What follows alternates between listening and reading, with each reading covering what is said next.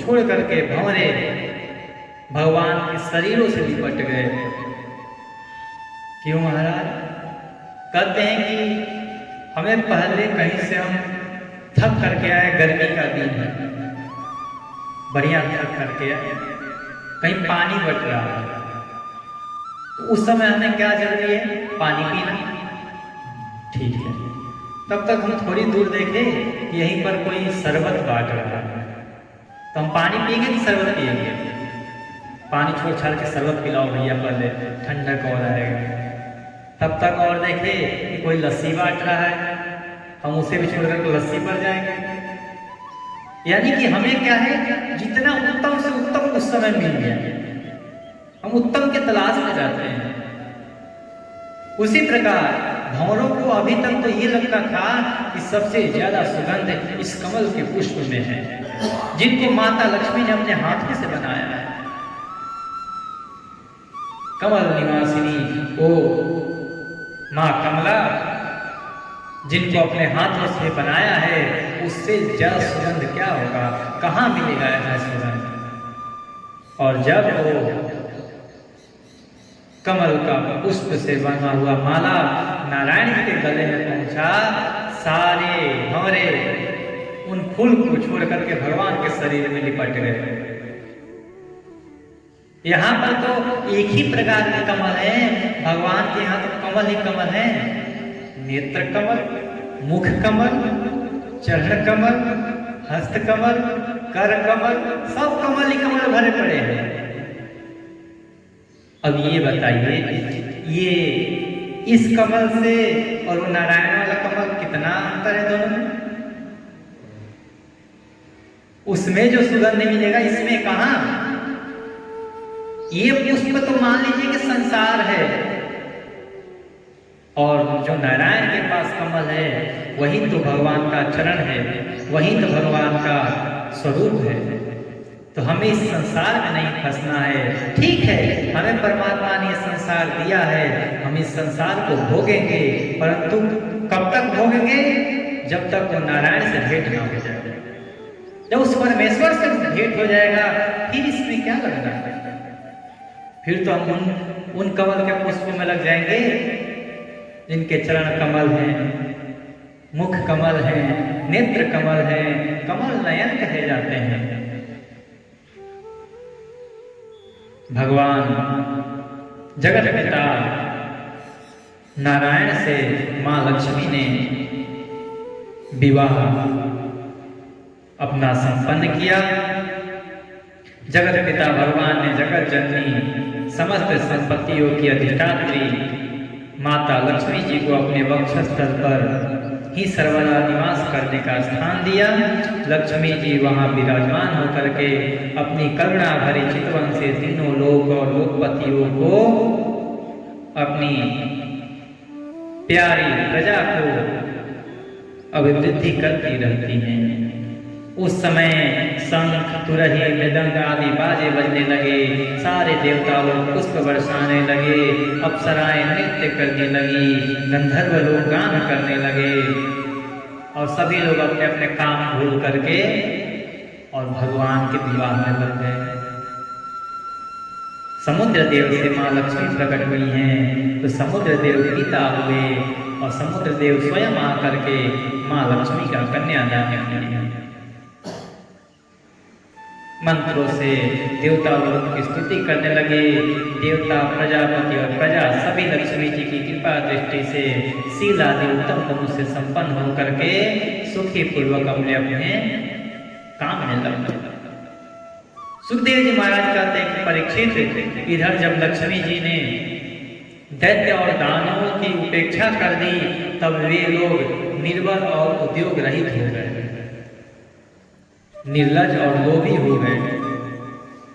जिनके पास लक्ष्मी है उनके पास सब कुछ है, जिनके पास लक्ष्मी नहीं वो निर्लज ही होंगे। ना उनके पास धन रहेगा, ना शील रहेगा, ना सदाचार रहेगा, और सब लोग वैसे ही परेशान कि जो मिल रहा है आजकल देवता ले जा रहे हैं, देवताओं से धीरे धीरे विश्वास उठता गया इनका। इसके बाद समुद्र मंथन करने पर कमल नयनी कन्या के रूप में वारुणी देवी प्रकट हुई। ये वारुणी कौन है? मदिरा। वारुणी देवी प्रकट हुई। बोले दैत्य लोग बोले पिछला वाला तो विष्णु ले गया, ये वाला देंगे नहीं, ये वाला तुम लेकर के मानेंगे। भगवान की अनुमति से दैत्यों ने उसे ले लिया। उसके बाद देवता असुरों ने अमृत की इच्छा से जब और भी समुद्र मंथन किया तब उसमें से एक अत्यंत अलौकिक पुरुष प्रकट हुआ। उसकी भुजाएं लंबी, उसका गला शंख के समान, गले में माला अंग अंग से सब प्रकार से आभूषण से भरा हुआ है।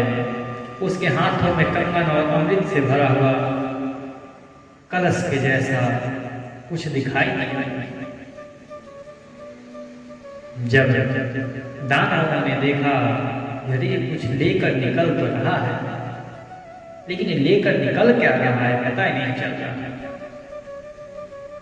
बोले चाहे कुछ भी ले, देवताओं ने हमारे साथ कपट किया है।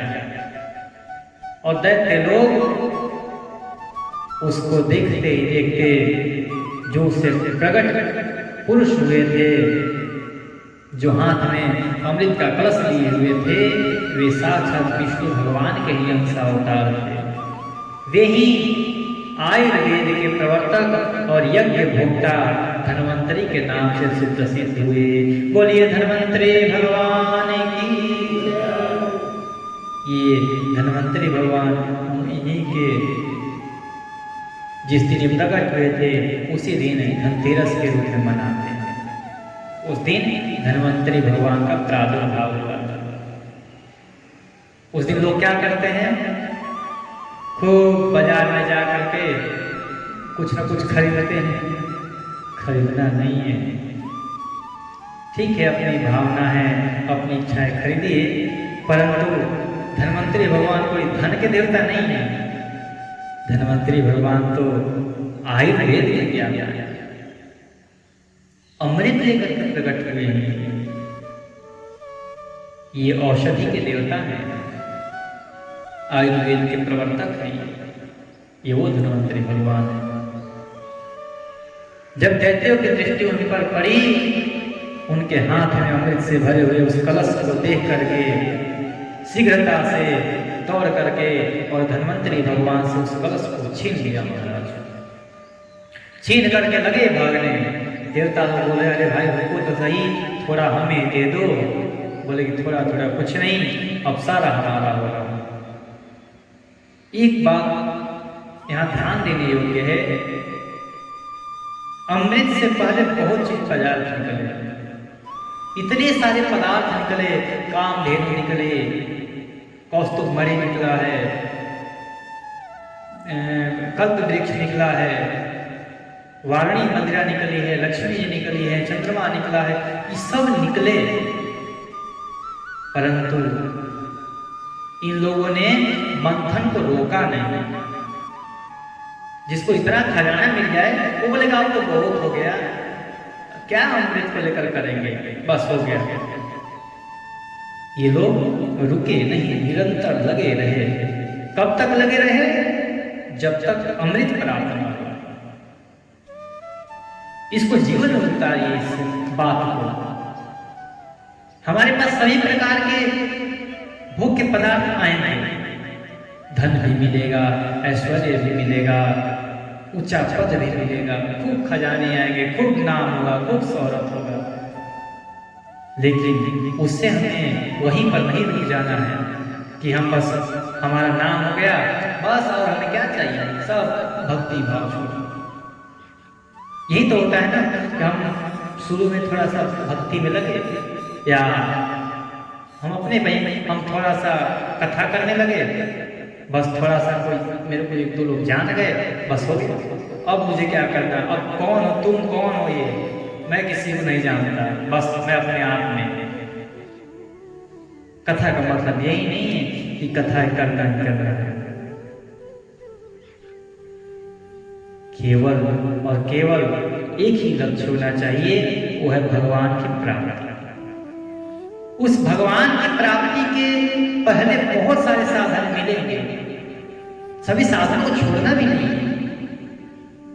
क्या कौस्तुभ मणि मिला तो छोड़ दिया गया कि ये तो हमारे काम की नहीं, हम तो अमृत चाह रहे हैं, ये कौस्तुभ मणि को फिर से समुद्र में डाल देते हैं। वारुणी मदिरा मिली तो क्या उसको छोड़ दिया गया, समुद्र में डाल दिया गया, वापिस नहीं डाला गया, लिया गया उसको। विष निकला, विष को क्या अपने बाप में डाला गया, नहीं डाला गया। कोई भी पदार्थ उस अमृत के प्राप्ति के पहले जितने प्राप्त हुए हैं सबको सब लोगों ने धारण किया। उसी प्रकार से उस भगवान की प्राप्ति में हमें सुख दुख नाम के बहुत सारे ऐसे पदार्थ प्राप्त होंगे जिससे कभी हम प्रसन्न होंगे, किसी से कभी हम दुखी होंगे, परंतु उसको उस भगवान की माया समझ करके, भगवान की कृपा समझ करके उसको स्वीकार भी करना। वो है ना, सुख भी तुम्हें प्यारे हैं, दुख भी तुम्हें प्यारे हैं, किसको मैं छोड़ूं और किसको मैं पकड़ूं, दोनों तो तुम्हारे हैं,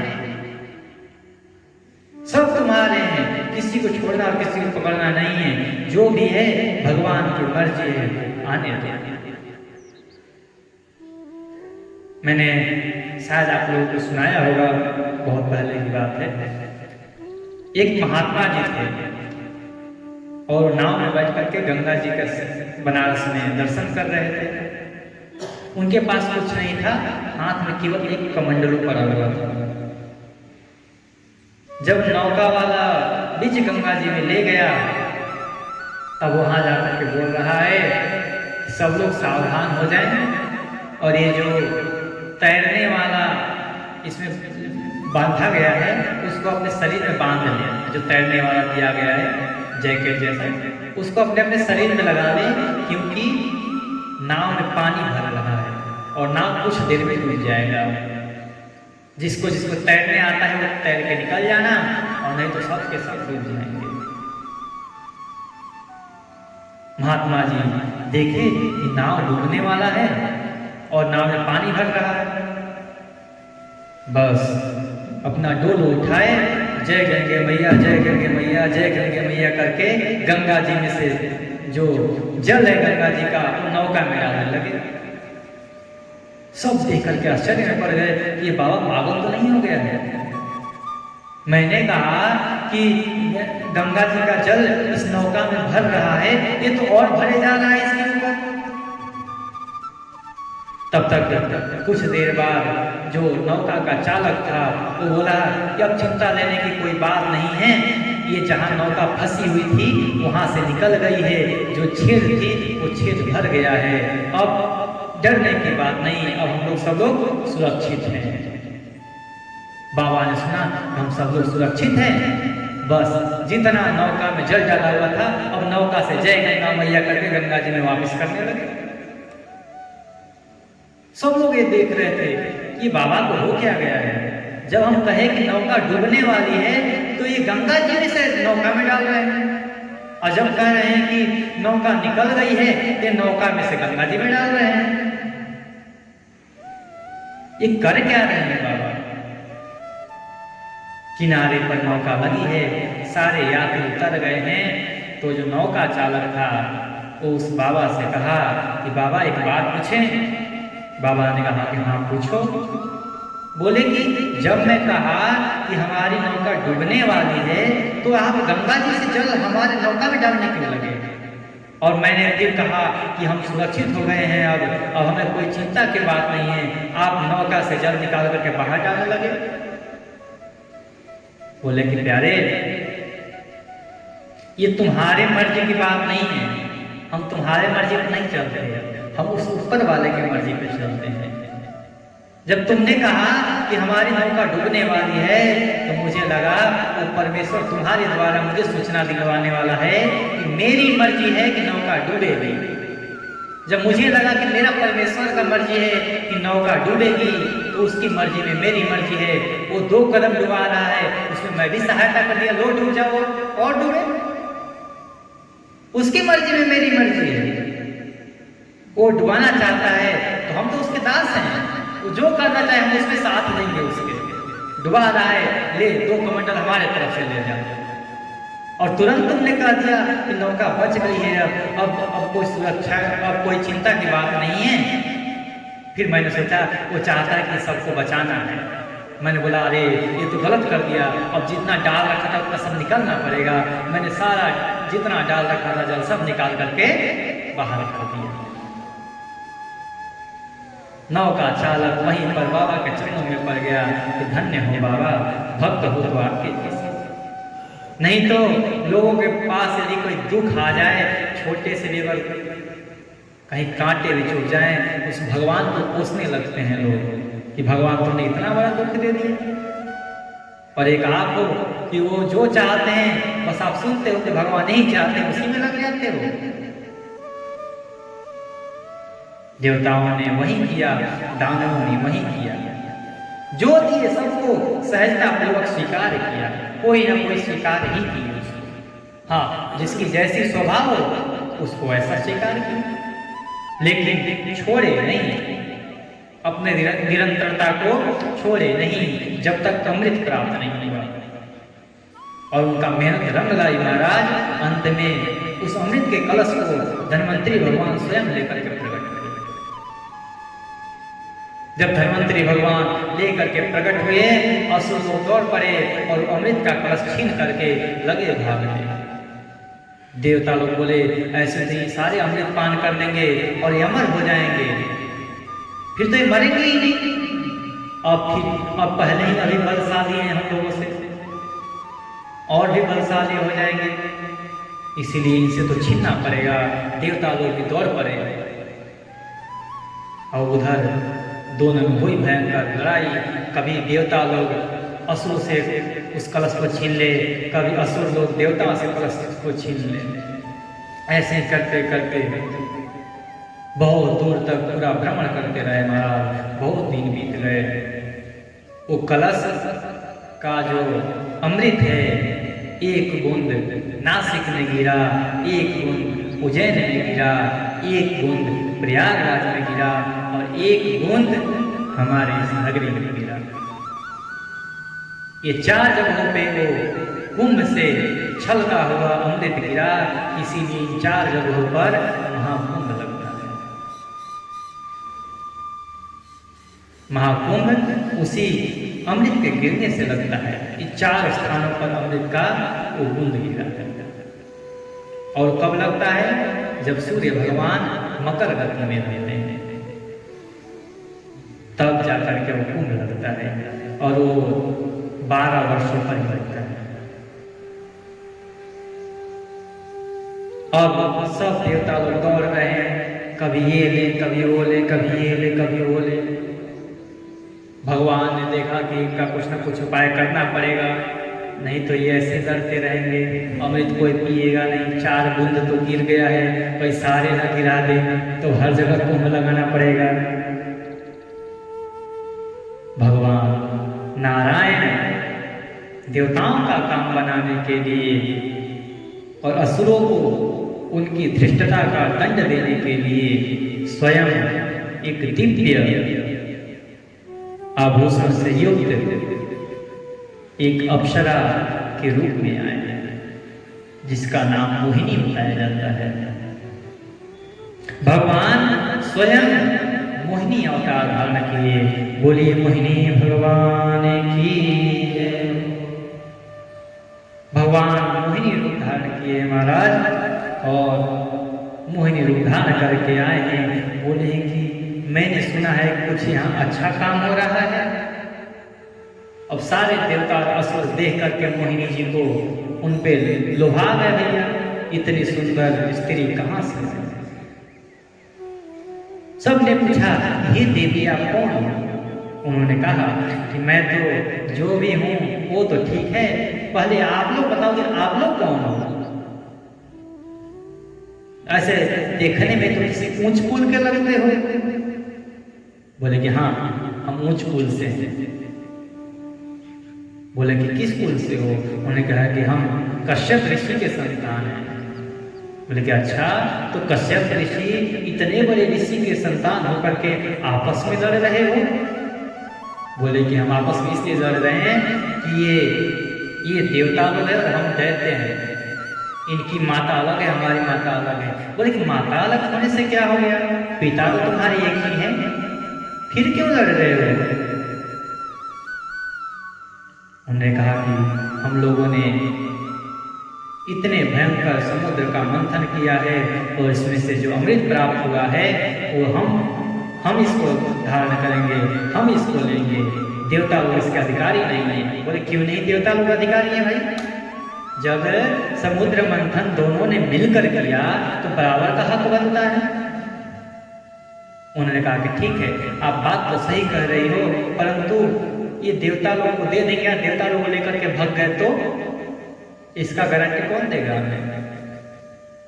देवता लोग बोले कि अगर इनको दे दिया और ये लेके भाग गए तो इनका गारंटी कौन देगा? उन मोहिनी जी को दे करके सब के सब मोहित हो गए महाराज। ऐसा कहा जाता है कि केवल और केवल सूर्य भगवान मोहिनी जी को दे करके मोहित नहीं हुए। वही सूर्य भगवान जब देखा गया, जब नारायण ने देखा कि ये तो मोहित नहीं हुआ है, तब उनसे बोले कि हे सूर्य नारायण, आप वर मांगो, क्या चाहिए? क्योंकि आपने इतने सुंदर दिव्य रूप को देख करके भी आपके मन में किसी प्रकार के कामना आए। आप केवल सबने ये चाहा कि ये मेरी प्रेमिका हो जाए, ये मेरी पत्नी हो जाए, परंतु आपके विचार में एक ही आया, ऐसी सुंदर तो केवल और केवल पुत्री होनी चाहिए, ये मेरी पुत्री हो जाए। आपके विचार में उसे वहां किसी प्रकार के दुष्ट बुद्धि नहीं आए, दूषित बुद्धि वहां पर प्रयोग नहीं किया। आपने वहां पर निर्मल बुद्धि का चिंतन करते हुए आपने कहा, सोचा कि ये पुत्री ऐसे तो होनी चाहिए। नारायण ने कहा, ये तुम्हारा जो मन है, जो मनोकामना है, इसको मैं अवश्य पूर्ण करूंगा। आगे चल के आप विश्वभान बनेंगे और मैं आपके लाडली बनूंगा। वही नारायण राधा जी के रूप में आकर के उन्हीं विश्वभान भगवान के पुत्री के रूप में प्रकट हुए हैं। बोलिए विश्वभान दुलारी की जय।